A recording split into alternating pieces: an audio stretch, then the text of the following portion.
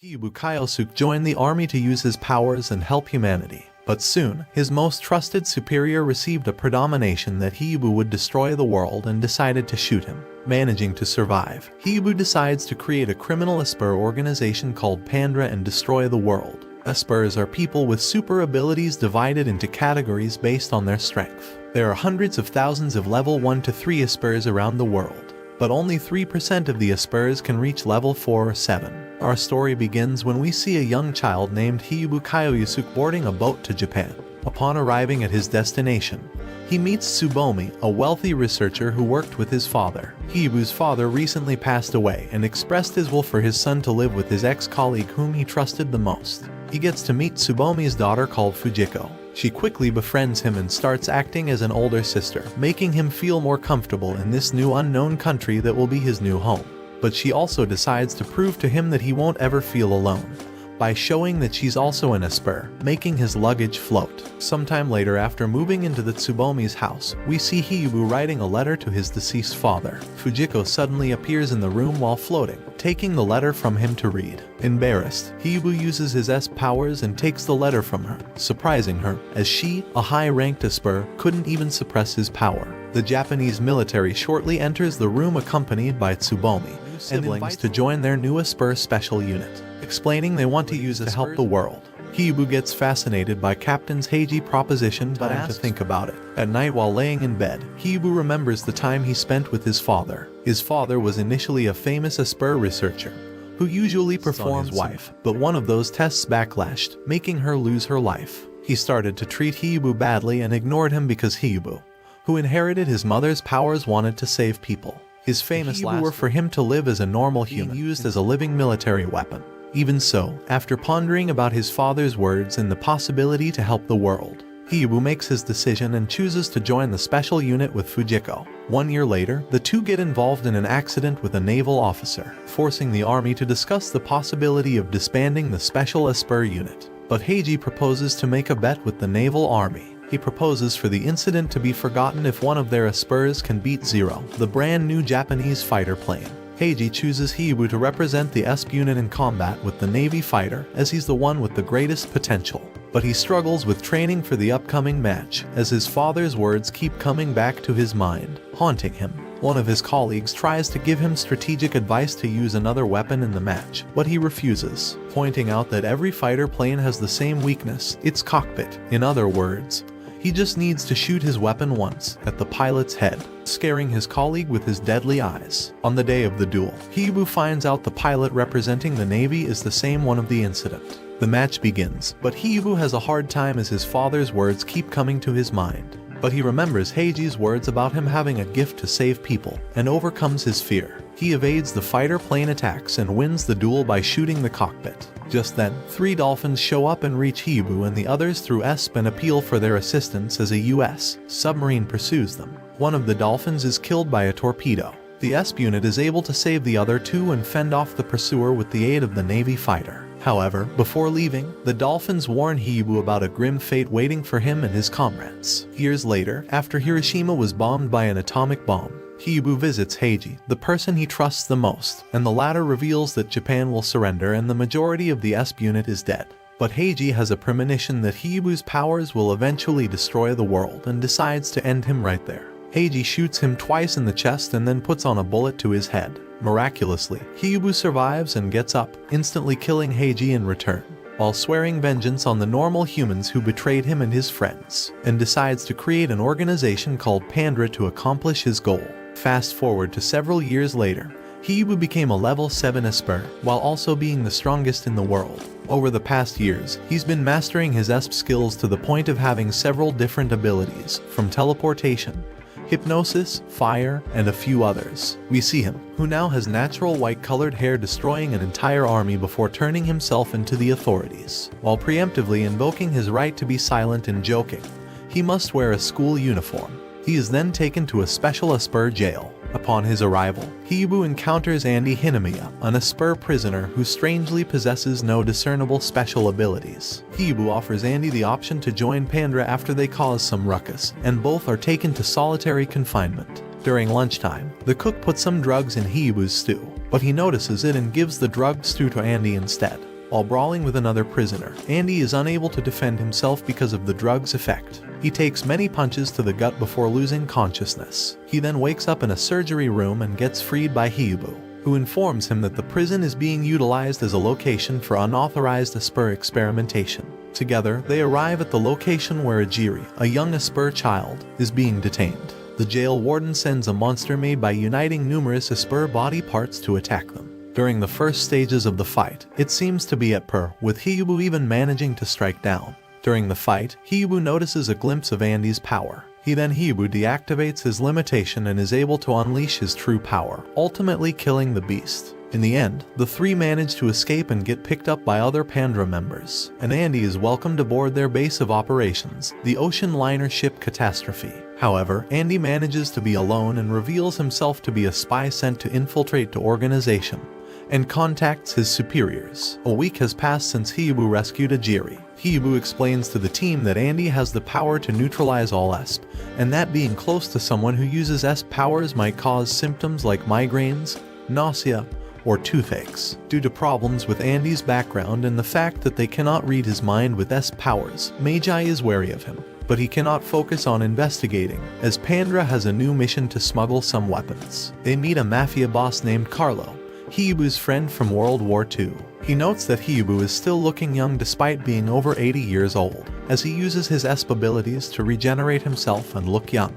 However, the mobsters they intended to trade with started to attack Pandra before they initiate the negotiations. Hyobu gave orders to Andy to shoot Carlo if the signal is given, but when the signal is given, he is unable to fire. Knowing this in advance, Hyobu hypnotizes Carlo's guards to kill each other. He then cuts off Carlo's head, revealing it to be a robot. Despite this fact, Hyobu locates the real Carlos, whose is a high-level Esper since he is able to launch an assault on Hyobu a street away. However, Hyobu removes his limiter and quickly dispatches him. Hyobu then gives Andy a limiter to lessen the impact of his ESP negating talents, making him more vulnerable to mind reading. Magi asks Ejiri to read Hinamiya's mind, but Ejiri replies that she won't unless instructed by Hyobu. At a party hosted by Sophie Grace, Princess of Monarch, for international aid organizations, Minamoto and Sakaki run across several Pandra members and Hyobu. Minamoto is the commander of a special Esper team called the Children formed by Babel. The team consists in 3 level 7 Espers who work for the government to enable Espers to have a home,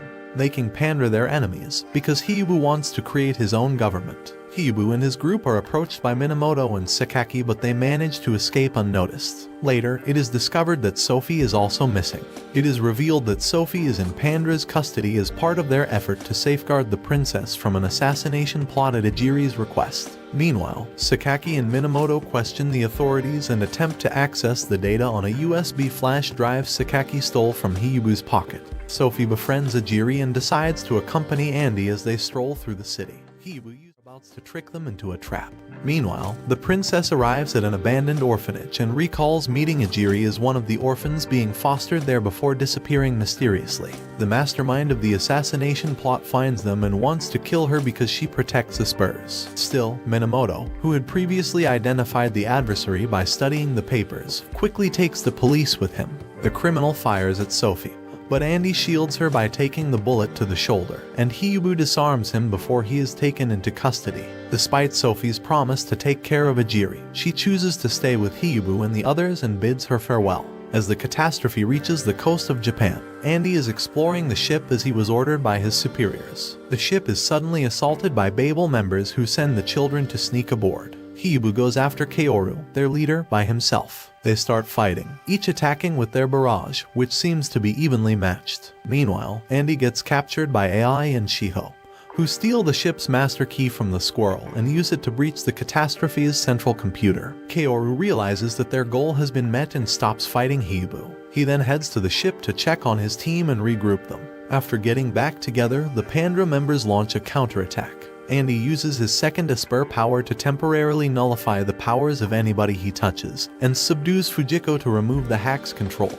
At the same time, the rest of the group diverts the children. In a desperate attempt to contain the catastrophe, Kaoru, AI, and Shiho combine their abilities with their limiter's triple boost feature. Still, Hyobu repels them when he opens his limiter and overpowers the triple boost. Hibu then deploys a field, allowing the ship to float on air and use spatial movement to flee.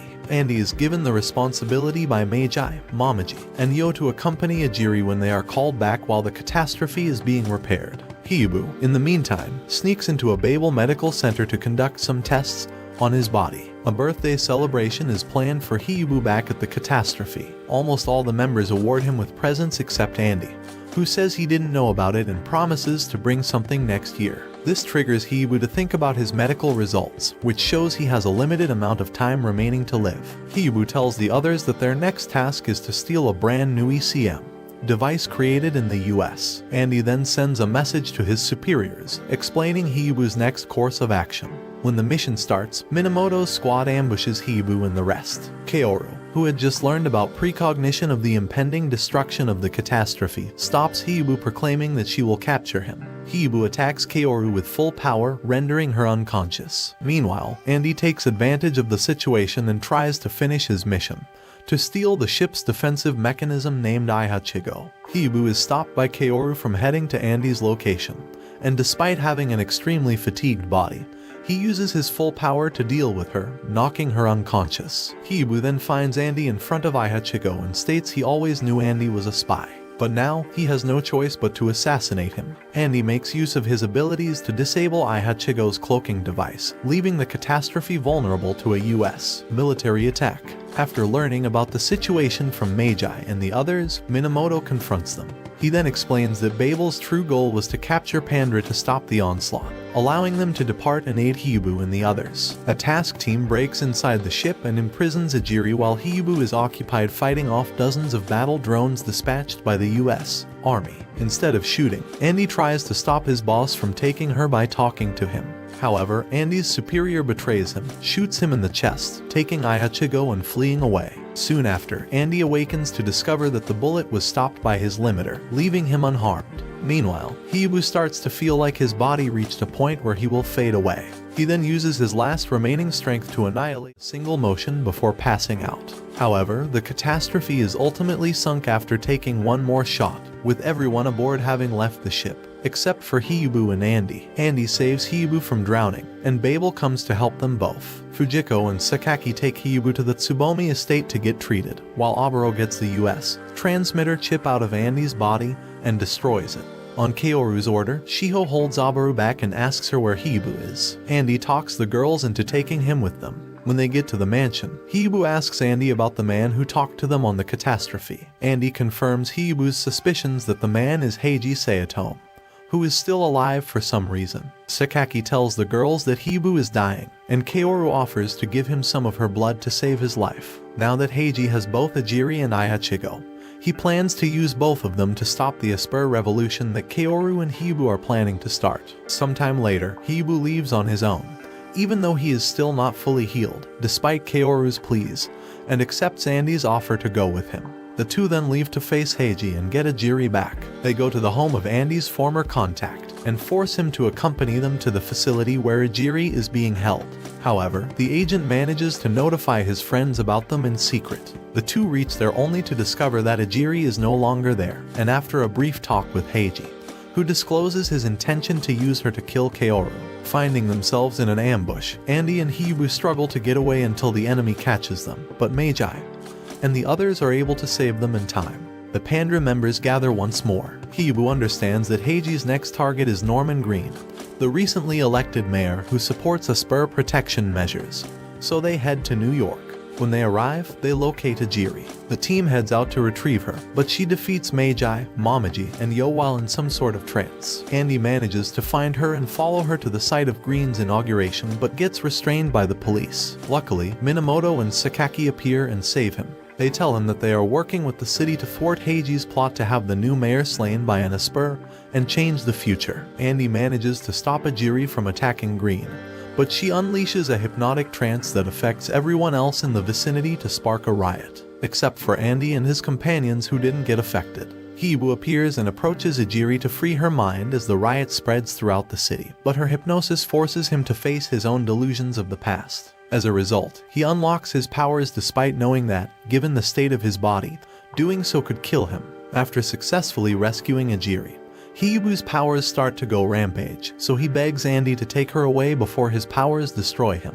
However, Andy is unmoved and utilizes his skills to control Hiyubu's abilities to save his life. Hiyubu eventually meets Heiji, who begs to kill him because his friends have already been arrested. But Hiyubu declines and chooses to punish him by wiping out all of his memories instead. After a brief discussion with Hiyubu, Andy resolves to forge his own path in life and bids farewell to Pandra's members. Watch this next video. See you on the next one.